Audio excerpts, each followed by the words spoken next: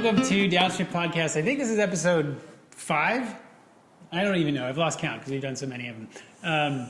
But today we're going to talk about commuting and all the great things about commuting by bike and why the two of us love to commute by bike and what commuting by bike means from a gear standpoint, from a everyday standpoint, from a usability, lifestyle standpoint. And really what we're going to do is just jump in and kind of have a discussion about, we'll start with sort of the idea of what commuting by bike means and kind of the mentality that it takes to do it. And so I'm going to ask you some questions and then I'll kind of take over. And if you have questions, you can ask me questions too. But tell me why you decided that you wanted to commute by bike. Like, what was your motivating factor? Like, originally? Sure. Yeah, like you woke up one day and were like, I'm going to commute by bike. I took a job at Jimmy John's in Colorado Springs, Colorado. And I lived 2 miles away, so it made sense to just ride my bike. That's literally the reason I started commuting. Yeah. And was it, so it sounds like it was because it was close, right? Yes. It was part of it. And did you immediately kind of see financial and, mental benefits and so why did you continue? Yeah, I mean, first of all, financially it made sense. So I had one car, 2-person household. I didn't need the car, so I just rode my bike. And it's a lot cheaper to ride a bike in the long run because you're not using gas. Now there's a lot more reasons, but initially it was mostly just because of cost. Right. And it was faster in Colorado Springs anyways to ride my bike. Yeah. By car it probably took me about 10 minutes. By bike it took me maybe 5 minutes. The way home was different because I lived on probably 20% gradient hill. It was ridiculous, but going there, it was very fast. Yeah, and that's a conversation we'll get into here in a minute is equipment, like what he talked about with the hills. I know that can be a deterrent for a lot of people. But you started off, and what sort of bike did you have for when you initially started? I had a Cannondale road bike geared for flat ground. Which means it was hard to pedal Yes, uphill. Extremely. But It built big, strong legs. Yep. And did you decide that, a lot of people when they first start, they get faced with weather or time, so take us along the sort of like your story from when you first got started to where you are now and the decisions that you've made as far as why you decided to keep going. Sure. So at first I didn't have any money. So it was like I had this bike, the Cannondale road bike, and so that's what I used. As I developed more money, I got more things like lights, started accumulating more gear. I got a new backpack. I got outerwear to help me ride my bike. I saved up money for whenever I needed flat fixes or new chains and things like that. I kind of had a different situation because I worked at Jimmy John's, so they had their own bike shop in the store, kind of. Oh wow! So they did repairs there. Kind of, sort of for each other, cool. The drivers. Yeah. But as it progressed, I got a different bike, which is my e-bike. Because originally when I moved here, I was still using the Cannondale, and I realized very fast that was not going to work. So I got an e-bike for the hills specifically. Just kind of keep tacking on gear as well, like new bags, more outerwear. I just bought more outerwear because it's getting freezing cold outside. But yeah, I mean, I guess that's it. I don't know. Yeah. Now, I know from personal experience, there's days I wake up where I'm like, I really just don't want to commute. And some days I decide to just brave the weather and ride, and other days I'll take a car. So I think what you are talking about is interesting because there are certain days that, weather-wise that I'm like, it's raining, I wake up, I don't want to be on my bike, and so I decided to take a car. And so commuting by bike isn't necessarily an all or nothing thing. Like you can wake up one day and be like, I have too much stuff to carry, so I'm going to not commute, right? It's not a all or nothing idea. And you shouldn't feel bad if you don't commute every single day by a bike. Right. That's also not a good mentality. But, I think the mental benefits of it are really important that a lot of people don't realize is for me, it's a way to get some exercise so I don't have to go to a gym. It clears my head before and after work, which I think is a big one. And it allows me to see things that I wouldn't normally see via car, whether that's people's, houses or community events or friends and neighbors. I think that there's a lot to be said for the sort of spiritual, for lack of a better term, benefit to riding a bike outside, and commuting, because it's an everyday occurrence. And so you get in this rhythm where it really becomes enjoyable and really mentally beneficial to you. I've been commuting regularly since 2003, and what's that, 17 years now? Damn, I'm old as shit. And I really do see the positive benefit it has in my life. I mean, there are days where I drive and I hate it. I hate it with such a passion. And I'm sure you've experienced that as well. It's just like being behind the wheel just removes you from everything. It takes you away from your community, takes you away from the reality of the world, puts you in this box, that's outside of all these senses and things that you don't get to experience. And so when you ride to work by bike, it just becomes that much more enjoyable. And so let's touch on a bit about bicycle choice. So you had mentioned earlier about your Cannondale, which was geared to high. It was for Kansas, yeah. Yeah, so Roanoke is definitely not Kansas. No. But the point, before we get too deep in the weeds of gear, the point is you can ride to work on any bike you have. There's 3 really critical aspects to it that I would recommend that you have, and that is a working bicycle. It doesn't matter what it is, but as long as it's in good functioning condition. Number 2 is a set of lights, front and rear. Doesn't matter what time of year it is. Those are going to be usable all the time. And number 3 is a good helmet. There's a lot of arguments about helmet, safety and all this other stuff. Wear a helmet. If the world is against you and you decide to crash your bike, you want to protect your head. So to me, those are the 3 things that are the most important. But talk to us about why you chose an e-bike, which is an interesting part of this conversation. Yeah, specifically Roanoke is very hilly. I think on my commute I have almost 500 feet of elevation gain. Yeah. And it's almost all at the very end. So like, if I were to ride my traditional bike home, it'd be a great ride until the hill, and then I get home and I'm like sweaty and I'm not in a good mood anymore.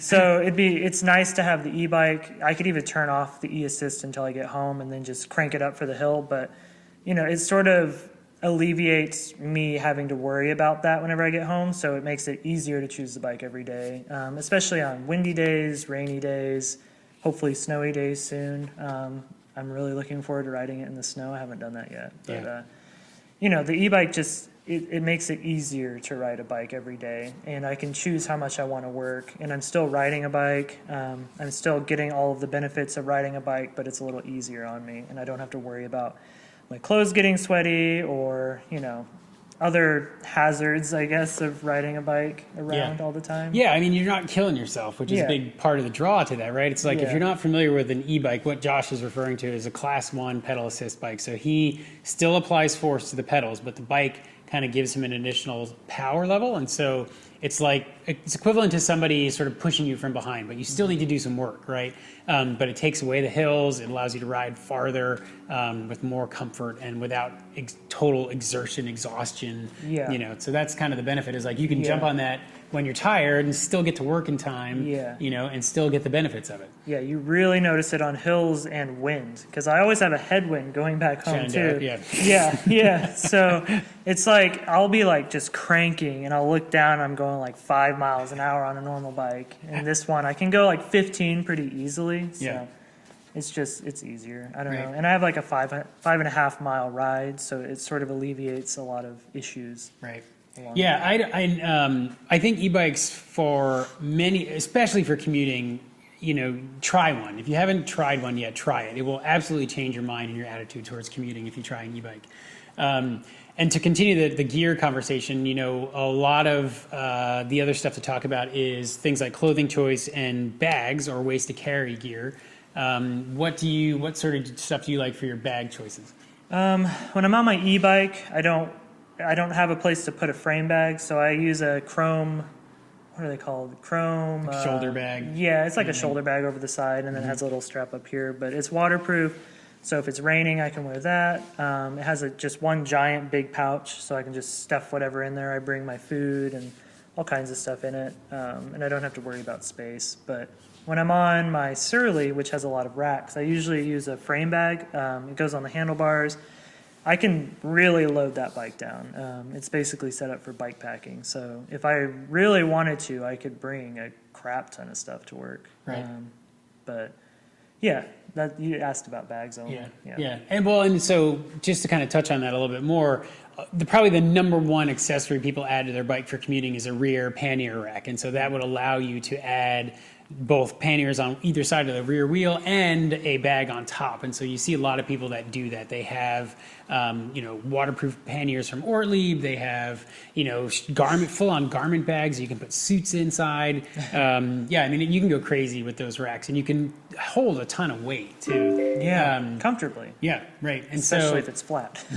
And so the only other thing I think, as far as bag choice goes, is you see a lot of people with backpacks, like over the shoulder backpacks. To me, those are uncomfortable. They make your back really sweaty. They kind of draw on your shoulders a little bit too much. And so if you have the means to add a pannier rack, that will change your life as well. Especially when you're bending over, like your bag wants to fall over or something. The winter isn't as bad because it actually warms up your back. Yeah, right. That's true.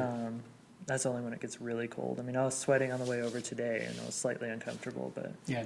And do you wear special clothing when you commute? Not on like like if it was temperate outside, no. Maybe like I have some chrome like water wicking shorts, but when it gets cold out, for sure. Yeah. I just bought some gloves that are winterproof. I just bought a face cover. Because your face and your lips and your ears just... I had a horrible commute a couple days ago, and now I'm, like, ready for it. So yeah, I got very cold. There was a wind chill. It had to have been, like, 0 degrees. Yeah. I don't know. Yeah, living in Alaska and commuting, the big things I noticed were keeping my fingers cold or warm. And I did that with good quality gloves and then a fully composite cockpit. So... rubberized grips or cork grips, carbon fiber bars, carbon fiber brake levers. I didn't want to touch anything that was metal because your hands will just go super, super cold from anything metal that you're touching. Same thing goes with your feet. A nice rubberized sole shoe is going to be a lot warmer than a clipless pedal because that metal cleat is going to suck heat right out of your feet. Didn't think about that. Yeah. So rubber contact points and as much plastic or carbon as you can on your grips, feet and hands would help. And then, to talk about clothing too, like you don't necessarily need anything specific to commute with. It's just about kind of keeping your body warm, but not too hot. And then for the winter, and then also maybe a little bit of drag resistance too. So you don't want big billowy down jackets and stuff. You want to be as kind of trim and wind resistant as possible. That'll make you faster and keep you a little warmer too, because you won't be sweaty. And then when you get to a stop sign, start to freeze. I have a pair of rain pants that are like wind socks whenever I get outside. Yep. They like blow me off of my bike, but anyways. Yep. And then, to talk about rain too, that's a good segue into that. It's like, the best protection against rain is a good set of fenders. So if you have a bike that you're going to plan to commute on, put some fenders on it. If you don't have the means to do that, they make really waterproof pants that are inexpensive. They're going to be hot because they're not Gore-Tex. They're just kind of plasticky. Very fashionable. Yep. You look like a fisherman from those crab boat fishing the shows. Gordon's fisherman from the supermarket. Yeah. Yep. But also just a good rainproof coat. And then that's it. You don't, the gear part, everybody gets hung up on the gear. And it's not about that. It's about the mindset and attitude that you're going to wake up and ride your bike. And, if you have the resources and you have the financial means to buy the gear, then awesome. But, you commute in regular clothes. I commute in regular clothes. I mean, I rode here in these clothes today. Like you don't need specialized equipment. You just need the attitude. We talked about bags. We talked about bike stuff. We talked about like racks. What are we leaving out? Lights. We talked a little bit about lights. Lights are very important. Yeah, your Yamaha has a dedicated front light. Yeah, right? yeah, which is nice because I don't have to worry about charging a light. I do have a chargeable tail light, which I'm actually charging right now, but I mean, you can carry those around. Like I think I have 3 sets of them. So. Yeah. Right, that kind of makes it easy. Yeah, you want to be able to be seen. Like that's the main thing is like wear bright colors and big lights and be really obnoxious because you don't want anyone not to see you. So so the brighter the lights, the better. Sometimes even 2 lights. Like I used to commute with 2 front headlights. I had a blinky light on my bars and then a spotlight on my helmet, so I could look at traffic and look where I was going. And the blinky light kind of just alerted vehicles to where I was. And then a nice bright tail light too. Don't assume people see you because they oftentimes don't. No, you have to be like super defensive as a cyclist. Yeah, so I think I'm trying to think if there's anything else like we haven't really touched on. You know, the big thing too is traffic safety. You always want to ride with traffic. You always want to be predictable. You always want to be in the lane of travel. So that means no sidewalks, you know, no specialty vehicle lanes, no like bus lanes and stuff. You just want to be in the regular travel lane that all the other cars are riding in and ride at a predictable speed and in the correct direction. You know, that will try to stay away from riding right on the gutter because sometimes people will sort of cut a little close to you. Yep. Yep. It's kind of, you just get used to it after a while. Yeah. And e-bikes, you know, will allow you to ride faster and to be competitive with traffic more too. And so the ability to keep up with traffic is really important from a safety standpoint too. Especially in acceleration. That's like the main thing is like when you get stuck at a stoplight and then you have to go, it's kind of slow getting going on a traditional bike. On my e-bike, I go 0 to 20 and like, I go faster than cars accelerating. Right. So it makes it nice in that aspect. Right. We're going to take a break here and we're going to pull up some bikes and some equipment and we're going to talk about that here in 1 second. So welcome back. So right now we've got a Yamaha Cross Connect up on the stand here that we're going to talk about. This is, in my opinion, probably the best commuter bike that you can buy right now. And we'll talk about why in addition to what we talked about earlier. Number one is it's like kind of a flat bar road bike style. So what that means is you've got a 2x drivetrain, you've got a sort of relaxed geometry, you have a skinny-ish tire. It's not a road bike tire, but it's kind of a commuter tire, but a 700 by 40 or so tire. You have a flat bar set up for the cockpit, so no drop bars, so you're nice and upright so you can see traffic. It has the pedal assist, so this is Yamaha's Class 1 pedal assist, and it has a front and rear light. I think Josh just showed you the rear one there, so that's pretty cool. Built into the battery, so you don't have to worry about losing any charge. Rear pannier rack built into the bike already, so it comes stock like that. Front and rear fenders, reflective sidewall tires.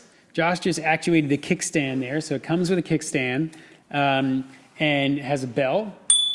It has a built-in cyclo-computer. It has disc brakes, and it has a suspension fork, which takes some of the chatter out of the road. You have a bike that's very similar to this, is just the one step down, so it doesn't have some of the accessories. But from a commuter standpoint, I mean, this is what you have. So kind of talk about, what the things that you like about this bike.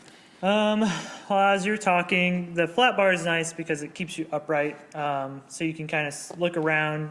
Also, like wearing backpacks and stuff, being real far down, backpacks feel a little awkward, but sitting more upright with a flat bar feels a little more comfortable.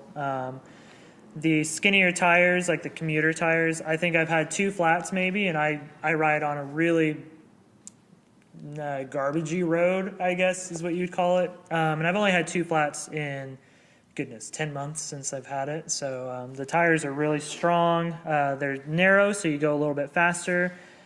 What else? Just like the e-assist package itself is kind of a lifesaver, especially in hilly areas. Lets you get to work fast. If I really wanted to get to work super fast and I was pumping it, I mean, they go very fast. Up to 20 miles an hour Class 1, so it's great. I mean, 20 miles an hour is, not slow. Nice and light frame, so like the battery and stuff weighs a lot, but since the frame is like aluminum and it doesn't weigh quite as much, I can pick it up. Bring it upstairs and stuff. I mean, it's a little heavy, but nothing super bad. This one has fenders, so that'd be nice in the rain. I just like riding it. I don't know. It's a very no-nonsense kind of fun bike. Yep. Yeah, and I mean, and honestly, like from a bike shop owner standpoint and a bike builder standpoint, like if you're going to build a commuter bike, this is it. Like it's not, the only thing maybe it's missing is a set of bags because you need to carry your stuff. But I mean, is there anything that you would add to this? You commute every day as well. Like, what would you change or add to this? I don't know. I can't really think of anything off the top of my head right now. Like perfect. You said, panniers. Yeah, but in all seriousness, like this is kind of what you're looking for if you're going to look to invest in a new bike to commute on. It doesn't have to be an e-bike. Again, this is just a good example. But rack, fenders, lights, disc brakes, those kinds of things really make your ride a lot more enjoyable, a lot easier, and just more fun, right? You're not going to have fun, you're not going to keep doing it if the gear doesn't match your commitment, right? Like you want to be able to get out there and enjoy that ride. If you are hung up on stuff like a bike that breaks down, or like Josh said, you get flats, or you can't carry your stuff and you've got a bag that's weighing you down, that all takes a toll and will prevent you from commuting more. Yep.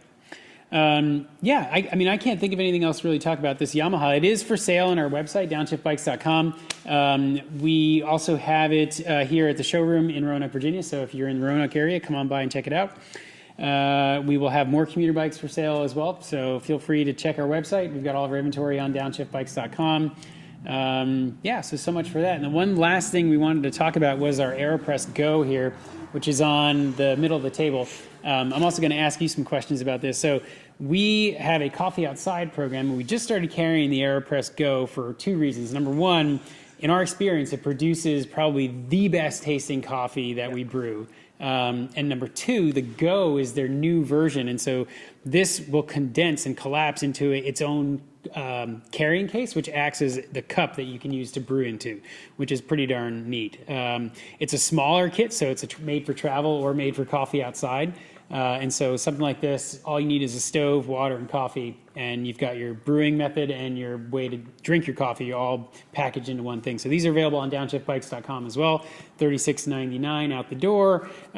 Give me and the audience some feedback as far as what your thoughts are on like the AeroPress brew method, especially from coffee outside.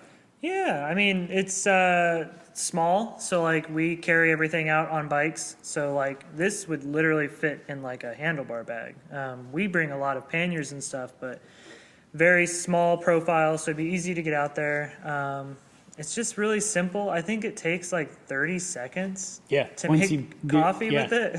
Like everything else you kind of have to like mess with and wait for a bunch of stuff to get ready, but this is like super fast. And like you said, it tastes the best. It's even better than the pour-overs, which are usually my favorite. Definitely better than the mocha pot. Yep. But it's just really easy to use, really fast. And I know somebody, I don't remember who, uses this every single day. Oh, really? Wow. Yeah. In their house. So like it makes good coffee. I don't know. It's just real simple. Yeah, and it what I like about it too is it's all like ABS plastic, so it won't break. It's not going to shatter. If you drop it or whatever, it's not going to like ceramic pour over brewers will break and stuff. So yeah, it's robust. It's compact. It's easy. It's light. It's portable. I'm sold.